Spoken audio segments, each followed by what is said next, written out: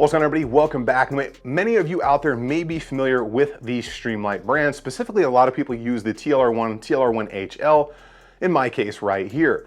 Now in 2020, Streamlight has dropped a bunch of new lights on the market, one of which being the TLR9 that's paired up on this XDM Elite OSP here.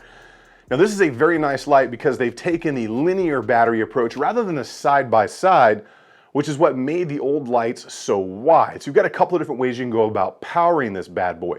You can get that big rechargeable battery that Streamlight sells, or you can go with two of those CR123s in line. Now what you do get out of this, a little bit of slimmer profile, but it is slightly longer due to having the batteries in that linear fashion. So very quickly, we need to discuss what's the difference between Lumens and Candela. The way I kind of make this make sense to most people is Lumens is like that raw horsepower, kind of like an engine, right? How much horsepower is it capable of? The Candela is like the drive shaft that basically puts the horsepower to the wheels, right? It may make sense to some of you people out there in the car world. The Candela really is focused beam intensity, and it's kind of just the easiest way I can explain it. Whereas Lumens is like that raw light kind of, flooding output. And then obviously when it comes into the size of the reflector, the angles of the reflector housing, that has a lot to do with how a light is going to perform out there on the range. Now that you've heard probably more about that than you want to, let's check out some of that low light footage.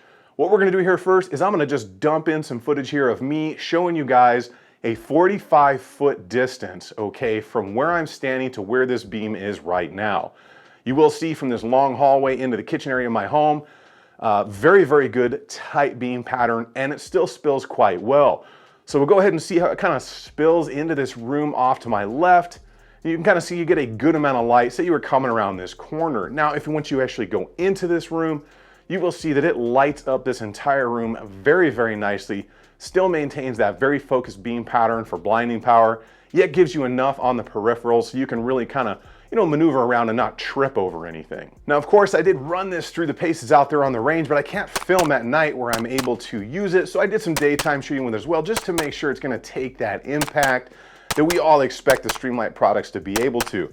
I've been running this for a couple of months now, and it's just been an absolutely great light. And of course, paired on this big boy XDM Elite here with that threaded barrel, it gives it enough length. Now, for those people out there running holsters like Safariland or something, it does fit in the existing holsters that fit the TLR1 or the TLR1HL or the X300 from Surefire.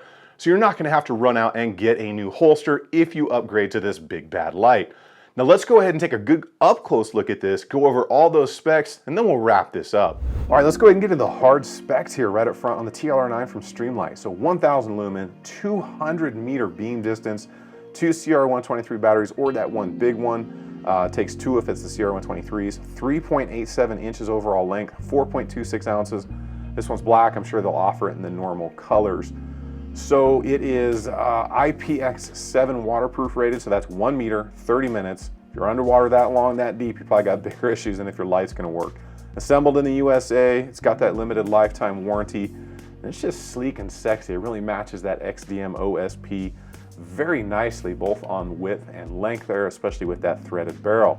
So I pre-loosened this. We'll go ahead and take it off. So let's go ahead and put these side by side here, and we'll see that length difference from the TLR1 on the left and the TLR9 on the right. So you can see pretty noticeable difference, not only in that length but in the width of the two. So obviously, the TLR1, you've got two batteries that are side by side, whereas the TLR9, the batteries are linear. You do have the 10 tap, so you can have strobe mode, you cannot have strobe mode, and the rear switches is kind of what sells me.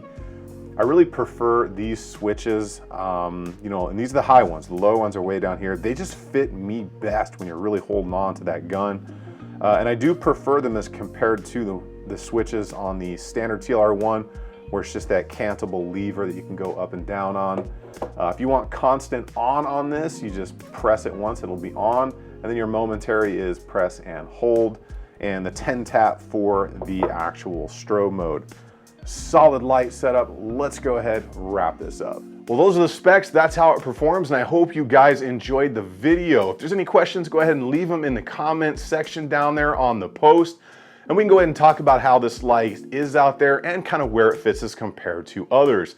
You guys get out there and enjoy some range time, and I will see you guys on the next one.